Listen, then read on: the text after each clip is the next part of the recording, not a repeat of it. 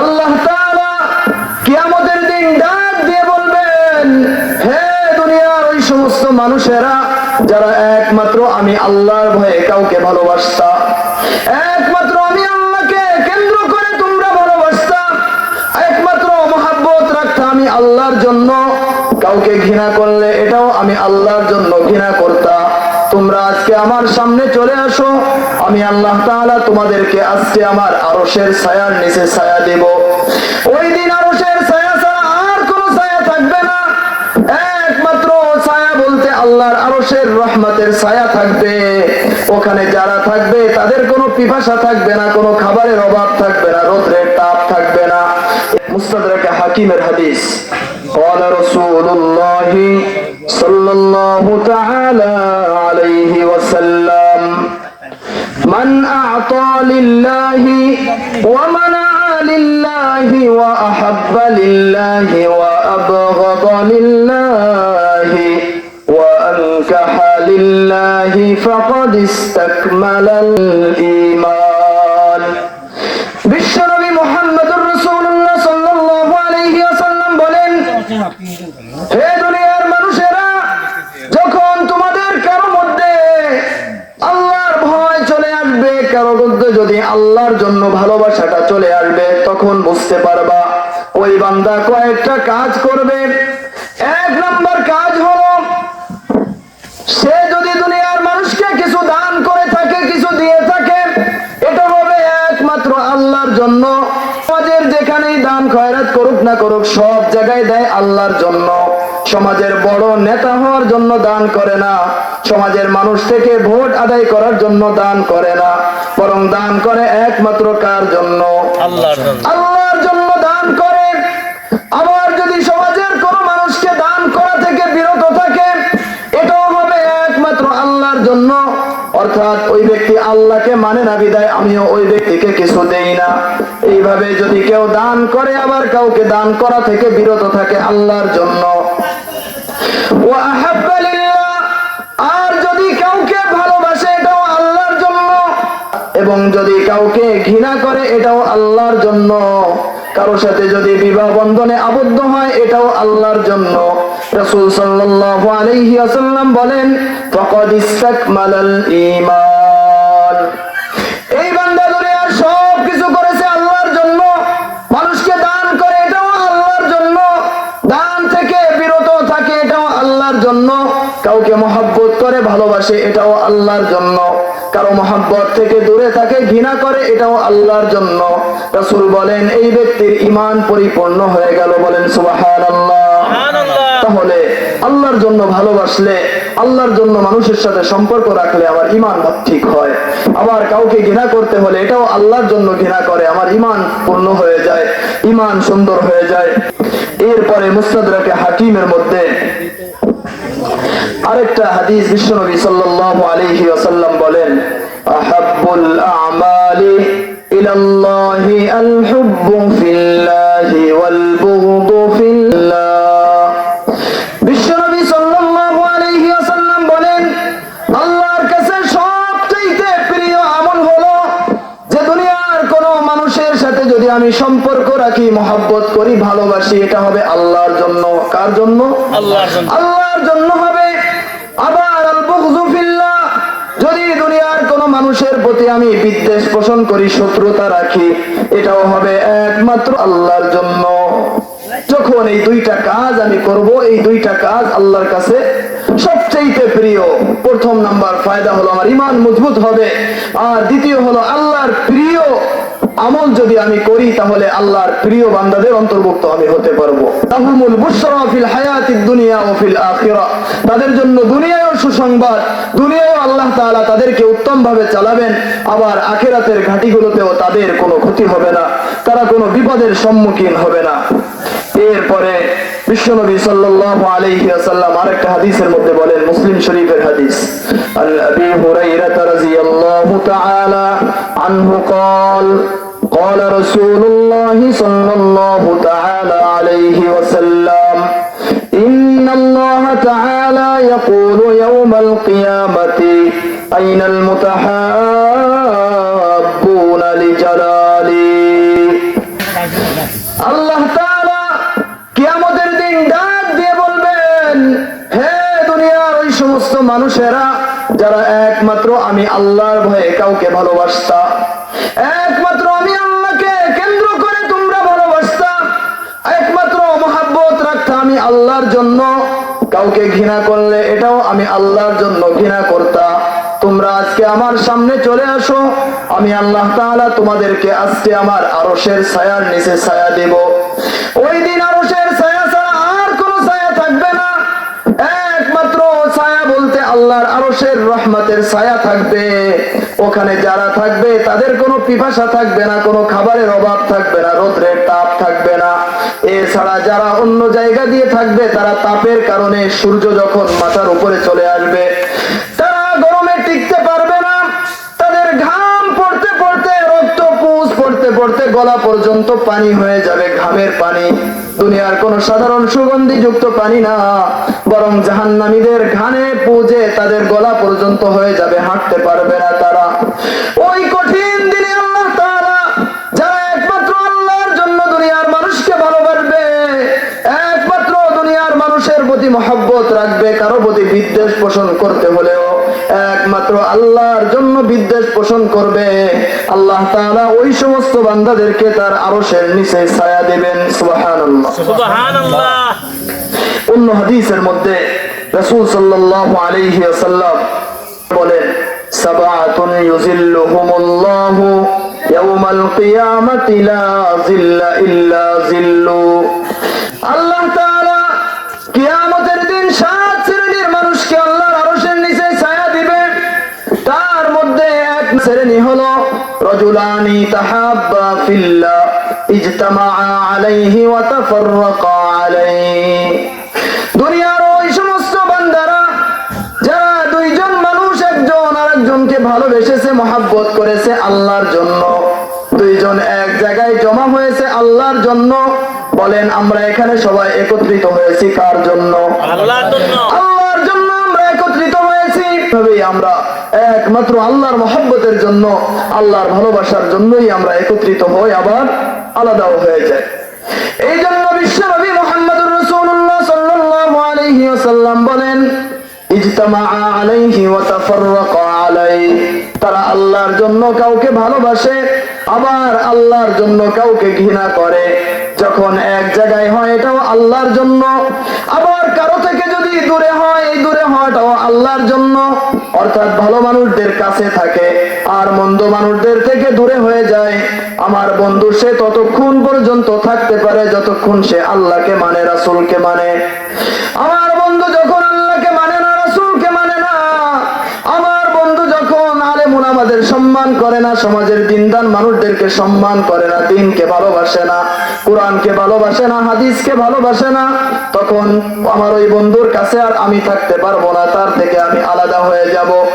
এটাই হলো কাউকে ভালোবাসলে আল্লাহর জন্য ভালোবাসবো, আবার কাউকে যদি ঘৃণা করি এটাও হবে আল্লাহর জন্য। এই সমস্ত মানুষদেরকে আল্লাহ তাআলা কিয়ামতের দিন তার আরশের ছায়ার নিচে ছায়া দিবে, ইয়াউমা লা যিল্লা ইল্লা যিল্লু। সেই দিন আল্লাহর আরশের ছায়া ছাড়া আর কোন ছায়া ওই দিনে থাকবে না। তাহলে আমরা সবাইকে আল্লাহর আরশের নিচে ছায়া পেতে চাই না? ইনশাআল্লাহ আমরা আল্লাহর আরশের নিচে সকলেই ছায়া পেতে চাই। এই জন্যই তো আজকে আল্লাহকে ভালোবেসে আমরা এতগুলো মানুষ এখানে একত্রিত হয়েছি। আমরা এক জায়গায় বসেছি, মসজিদে একসাথে নামাজ আদায় করি, জামাতের সাথে নামাজ আদায় করি। এটা কিসের জন্য? একমাত্র আল্লাহকে ভালোবাসি, মহব্বত করি, এই কারণে। 4 নম্বর ফায়দা হলো রাসূল করিম সাল্লাল্লাহু আলাইহি ওয়াসাল্লাম বলেন, তিরমিজি শরীফের হাদিস, قال رسول الله صلى الله تعالى عليه وسلم المتحابون في جلالي لهم منابر من نور يغبطهم النبيون والشهداء. বিশ্বনবী মুহাম্মদুর রাসূলুল্লাহ সাল্লাল্লাহু আলাইহি ওয়াসাল্লাম বলেন, হে দুনিয়ার মানুষেরা শুনে রাখো, আল্লাহ তাআলা কিয়ামতের দিন ডাক দিয়ে বলবেন, আল মুতাহাব্বুনা ফি জালালি, যারা একমাত্র আমি আল্লাহর জন্য দুনিয়ার মানুষকে ভালোবেসেছে, একমাত্র আল্লাহর বড়ত্বের দিকে তাকিয়ে দুনিয়ার মানুষকে ভালোবেসেছে। কাউকে ঘৃণা করলে আল্লাহর জন্য করেছে। লাহুম মানাবিরু মিন নূরিন, কিয়ামতের দিন ওই বান্দাদের আল্লাহর নূরের একটা মেম্বার তাদেরকে দিয়ে দেওয়া হবে। বলেন সুবহানাল্লাহ। তাদেরকে নূরের একটা চেয়ার দিয়ে দেওয়া হবে। যেই দিন দুনিয়ার মানুষ গরমে দাঁড়াতে পারবে না, বসতে পারবে না, হাঁটতেও পারবে না, চলতে পারবে না, ওই সময় আল্লাহ তাআলা ওই সমস্ত বান্দাদেরকে একটা নূরের চেয়ারে অধিষ্ঠিত করবেন, সেখানে বসাবেন। সেই চেয়ার দুনিয়ার কোন সাধারণ চেয়ার নয়। রাসূল করিম সাল্লাল্লাহু আলাইহি ওয়াসাল্লাম বলেন যে তাদের এই চেয়ার দেখে যারা নবী হবে তারাও ঈর্ষা করতে থাকবে। সুবহানাল্লাহ। যারা দুনিয়ায় শহীদ, নিজেদের গলা কর্তন করে দিয়েছে, আল্লাহর রাস্তায় আল্লাহর জন্য শহীদ হয়ে গিয়েছে, এই সমস্ত বান্দারাও তাদের এই চেয়ার দেখে ঈর্ষা করতে থাকবে। এর দ্বারা কি নবী শহীদদের মর্যাদা ক্ষুণ্ণ করা হয়েছে? না না, বরং এটা ফজিলতের জন্য বোঝানো হয়েছে যে তাদের মর্যাদা এত মর্যাদা হবে যে নবীরা শহীদরা দেখে ঈর্ষা করতে থাকবে যে হায় হায় আমিও যদি এরকম চেয়ার পাইতাম। নবীরা তো তার চেয়ে বড় চেয়ারেই থাকবে। অনেক নম্বর ফায়দা হলো, দুনিয়ার কোন মানুষকে যদি আমি আল্লাহর জন্য মহব্বত করি, কারো থেকে যদি আমি আলাদা হয়ে যাই, এটাও একমাত্র আল্লাহর জন্য, তাহলে আল্লাহ তাআলাও আমাকে ভালোবাসতে শুরু করবে। মুসলিম শরীফের হাদিস। قال رسول الله صلى الله تعالى عليه وسلم إن رجلا زار, একজন বান্দা তার কোন একজন বন্ধুর সাথে দেখা করতে যায়। দুনিয়ার কোন মানুষ যখন তার একজন বন্ধুর সাথে দেখা করতে যায়, দেখা করে চলে আসার সময় একজন ফেরেশতা তাকে জিজ্ঞাসা করে যে তুমি কোথায় গিয়েছিলে, বা দুনিয়ার কোন মানুষও যদি জিজ্ঞাসা করে কোথায় গিয়েছিলে, সে বলে ওই এলাকায় আমার একজন বন্ধু ছিল, বন্ধুর সাথে আমি একটু দেখা করতে গিয়েছিলাম, তার খোঁজ খবর নিতে গিয়েছিলাম। ওই ফেরেশতা জিজ্ঞাসা করে তুমি যে তাকে ভালোবাসতে গিয়েছিলে কিসের জন্য? ওই বান্দা বলে আমি ভালোবাসতে গিয়েছিলাম একমাত্র আল্লাহর জন্য। ওই বন্ধু আল্লাহকে মানে তাই আমি তাকে ভালোবাসি, ওই বন্ধু আল্লাহর হুকুম আহকাম মেনে চলে তাই আমি তাকে মহব্বত করি, এই জন্য সাক্ষাৎ করতে গিয়েছিলাম। তখন ওই ফেরেশতা ঘোষণা করে তুমি যেহেতু আল্লাহর জন্য এই বান্দাকে ভালোবাসতেছিলে, সুতরাং শুনে রাখো এই ভালোবাসার কারণে আল্লাহ তাআলাও তোমাকে ভালোবাসবেন। সুবহানাল্লাহ। ওই বান্দা শুধুমাত্র আল্লাহকে ভালোবাসে বিদায় ওই বান্দার সাক্ষাতে গিয়েছিল, এই কারণে আল্লাহ তাআলাও ওই বান্দাকে ভালোবাসতে শুরু করেন। এরপরে 6 নম্বর একটা ফায়দা, যখন একজন বান্দাকে আপনি আল্লাহর জন্য মহব্বত করবেন, এটা সবচেয়ে গুরুত্বপূর্ণ। এই 6টা নম্বরের সবচেয়ে গুরুত্বপূর্ণ এই 6 নম্বরটা একটু খেয়াল করে শুনবেন। যখন দুনিয়ার কোন মানুষকে আপনি আল্লাহর জন্য মহব্বত করবেন, আল্লাহর জন্য ভালোবাসবেন, তখন সবাই একসাথে সেই দিন জান্নাতে একসাথে থাকতে পারবে। সুবহানাল্লাহ বলেন। এর থেকে বড় ফায়দা আর হতে পারে না। যদি ওই বান্দা জান্নাতে যায়, তাহলে আমিও তার সাথে জান্নাতে যেতে পারবো। রাসূল করিম সাল্লাল্লাহু আলাইহি ওয়াসাল্লামের কাছে এক সাহাবী এসে বলতেছেন, ইয়া রাসূলুল্লাহ, আমি আল্লাহ এবং রাসূলকে ভালোবাসি, আল্লাহ এবং তার রাসূলকে ভালোবাসি। তখন রাসূল সাল্লাল্লাহু আলাইহি ওয়াসাল্লাম বলেন, ইন্নাকা মা'a মান আহবাবতা, হে আমার সাহাবী শুনে রাখো, তুমি যদি আল্লাহ এবং তার রাসূলকে ভালোবাসো, যদি আল্লাহকে ভালোবাসো, এটা কি আল্লাহকে ভালোবাসলো, আল্লাহর রাসূলকে ভালোবাসেন কারণ তিনি আল্লাহর রাসূল, মুমিনদেরকেও ভালোবাসেন কারণ তারা মুসলমান, আল্লাহকে বিশ্বাস করে, রাসূলকে মানে, এই কারণে যদি সমাজের কোন গুরুত্বপূর্ণ ব্যক্তিকেও ভালোবাসে, সেটাও এর অন্তর্ভুক্ত হয়ে যাবে। রাসূলকে বললেন, ইয়া রাসূলুল্লাহ, আমি আল্লাহকে এবং তার রাসূলকে ভালোবাসি। রাসূল বলেন, তুমি শুনে রাখো, ইন্নাকা মা'a মান আহবাবতা, তুমি যদি আল্লাহকে ভালোবাসো, তার রাসূলকে ভালোবাসো, শুনে রাখো তাহলে তুমিও তাদের সাথে জান্নাতে থাকতে পারবা। সুবহানাল্লাহ। এবার আসেন, আল্লাহকে ভালোবাসে, আল্লাহর রাসূলকে ভালোবাসে, আল্লাহকে আমরা ভালোবাসলাম, কিন্তু আল্লাহর রাসূল তো আমাদের মাঝে নাই, আছে? আল্লাহর রাসূল আমাদের মাঝে নাই। রাসূল সাল্লাল্লাহু আলাইহি ওয়াসাল্লাম বলেন,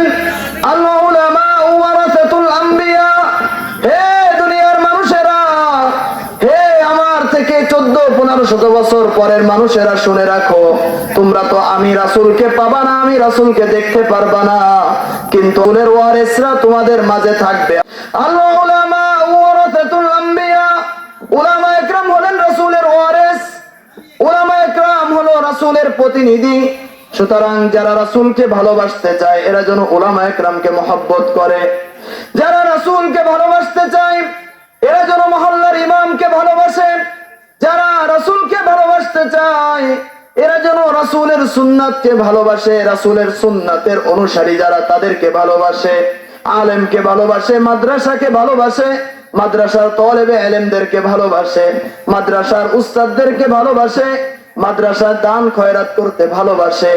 যদি এরকম ভাবে একজন মানুষ সমাজের গণ্যমান্য আলেম ওলামাদের খুঁটে খুঁটে মহব্বত করতে থাকে, তাহলে ওই বান্দাও বুকে হাত দিয়ে বলতে পারে আমি রাসূলের ওয়ারিসদেরকে ভালোবাসি, সুতরাং রাসূলের যেই ভালোবাসার কর্তব্য ছিল এটাও আদায় হয়ে যাবে। যখন এই দুইটা ভালোবাসা, আল্লাহকে ভালোবাসা এবং রাসূলকে ভালোবাসা, রাসূল নাই রাসূলের ওয়ারিসরা আছে আমাদের মাঝে, তাদেরকে ভালোবাসতে হবে। আর সমাজের কোন মানুষ সে আলেম না হোক, দিনদার মানুষ, তাকে আমি ভালোবাসবো, এটাও কার জন্য? আল্লাহর জন্য। যদি এইভাবে আমি আমার ভালোবাসাটাকে এই দিকে ভাগ করে নিতে পারি, তাহলে আমি বলতে পারি যে আমার ঈমান পরিপূর্ণ হবে, দুনিয়া ও আখিরাতের সমস্ত সুসংবাদ আমার মাঝে চলে আসবে।